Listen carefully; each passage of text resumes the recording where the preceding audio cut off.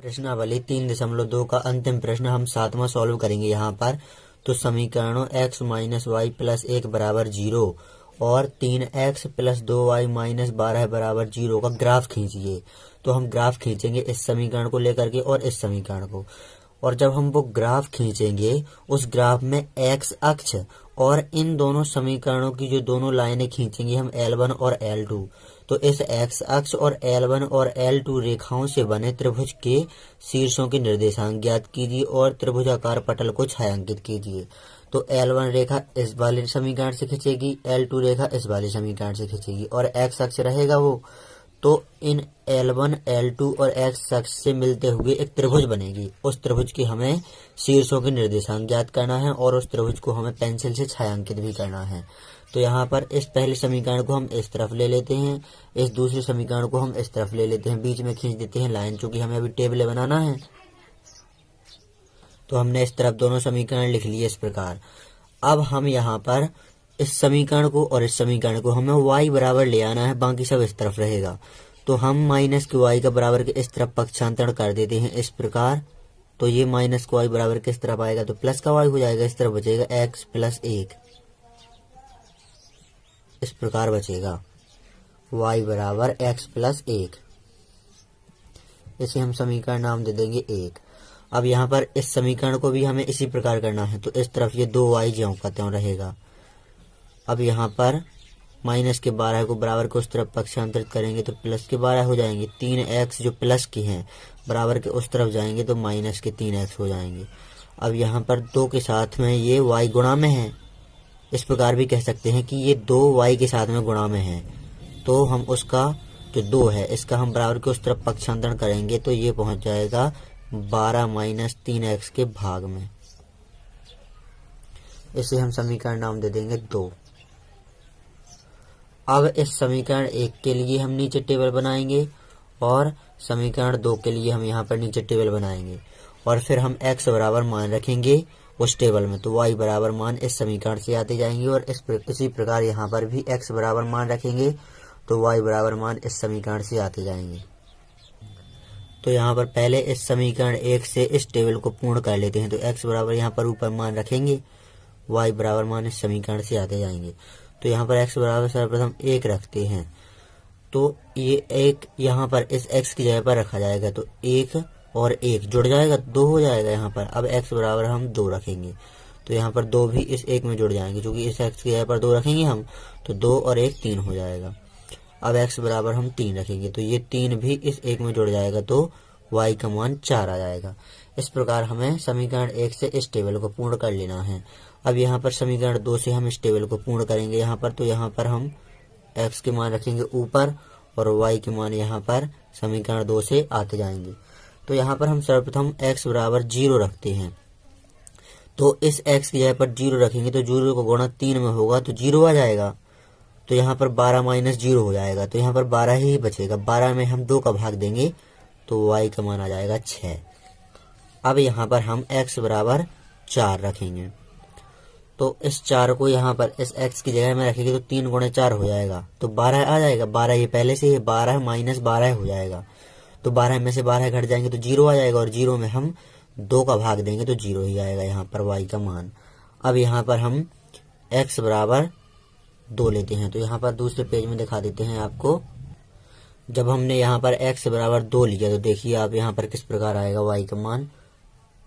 यहाँ पर 12 ही ज्यों का त्यों, माइनस का चिन्ह ज्यों का त्यों, 3 ये ज्यों का त्यों, इनटू में इस x की जगह पर हमें 2 लिखना है तो हमने 2 लिख दिया, क्योंकि यहाँ पर x बराबर हमने 2 लिया है तो 2 लिख दिया और बटे में ये 2 ज्यों का त्यों।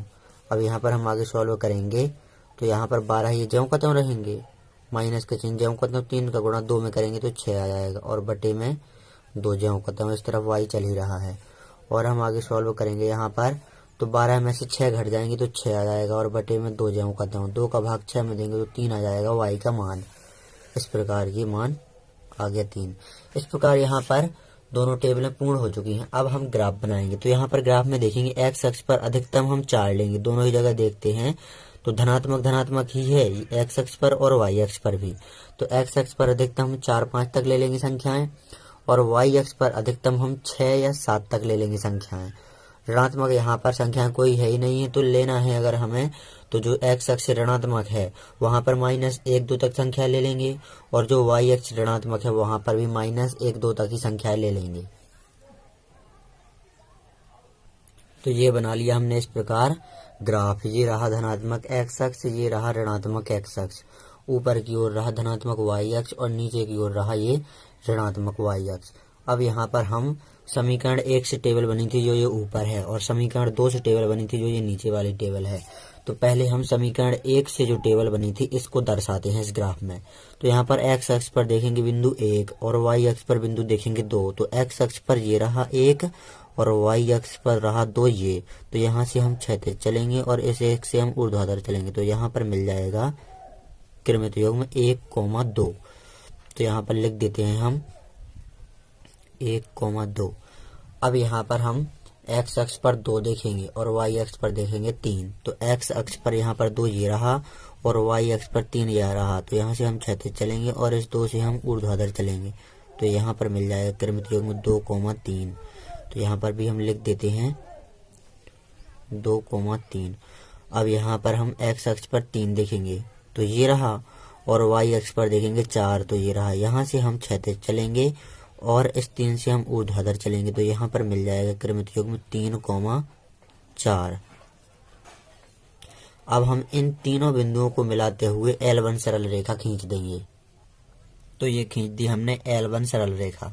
अब समीकरण 2 से जो टेबल बनी थी उसे भी हम इस ग्राफ में दर्शा देते हैं। तो यहाँ पर x अक्ष पर 0 तो यहाँ पर माना जाएगा, और y अक्ष पर 6 तो यहाँ पर होगा क्रमित युग्म 0,6 यहाँ पर। अब हम x अक्ष पर 4 देखेंगे तो ये रहा, और y अक्ष पर देखेंगे 0 तो यहाँ पर माना जाएगा। तो यहाँ पर क्रमित युग्म 4,0 यहाँ पर होगा। अब हम x अक्ष पर 2 देखेंगे तो ये रहा, और y अक्ष पर देखेंगे 3 तो ये रहा। तो यहाँ से हम क्षैतिज चलेंगे और इस 2 से हम ऊर्ध्वाधर चलेंगे, तो यहीं पर मिल जाएगा यहाँ पर क्रमित युग्म 2,3। जो यहाँ पर इस वाले समीकरण में जो पहला समीकरण से टेबल बनी थी इसमें भी था यही 2,3 और इसमें भी है 2,3, तो यहाँ पर मिल जाएगा। अब इस बिंदु को और इस बिंदु को जो समीकरण 2 से टेबल बनी है वो क्रमित युग्म यहीं पर मिले हैं। यहाँ पर मिला है 0,6 और यहाँ पर मिला है 4,0 और यहाँ पर मिला है 2,3। तो इन्हीं तीनों बिंदुओं को मिलाते हुए हम L2 सरल रेखा खींच देंगे। तो ये हमने L2 सरल रेखा खींच दी। अब प्रश्न में कहा गया था, यहाँ पर आप प्रश्न को एक बार और देखिए यहाँ पर। तो प्रश्न में कहा गया था कि x अक्ष, तो x अक्ष ये रहा ऋणात्मक और धनात्मक, तो ये रहा x अक्ष जो ये क्षैतिज है पूरा x अक्ष, और इन रेखाओं से जो ये L1 सरल रेखा और L2 सरल रेखा खींची है, इन रेखाओं से बने त्रिभुज। तो इन रेखाओं, एक ये वाली रेखा है और एक ये वाली रेखा है, L1 ये रहा और L2 ये रही रेखा।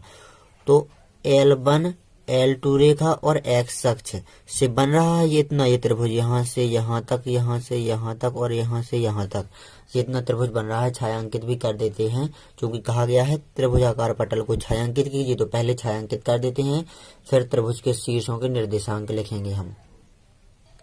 तो ये कर दिया हमने छायांकित उस त्रिभुजाकार पटल को। अब यहाँ पर उसके शीर्षों के निर्देशांक भी हमें ज्ञात करना है। तो शीर्ष, एक शीर्ष ये रहा, एक शीर्ष ये रहा और एक शीर्ष ये रहा। तो यहाँ पर ये वाला शीर्ष तो है 4,0, ये शीर्ष यहाँ पर 2,3 और यहाँ पर -1 है यहाँ पर x अक्ष पर। तो यहाँ पर -1 होगा x अक्ष का और y अक्ष का होगा 0। तो ये आ गए हमारे शीर्ष 2,3, 4,0, -1,0। इस प्रकार हमें ये त्रिभुजाकार पटल के शीर्ष भी, जो शीर्षों के निर्देशांक है वो भी निकाल लेना है। तो इस प्रकार नोट कर लीजिए आप इस प्रश्न को अच्छी तरह से।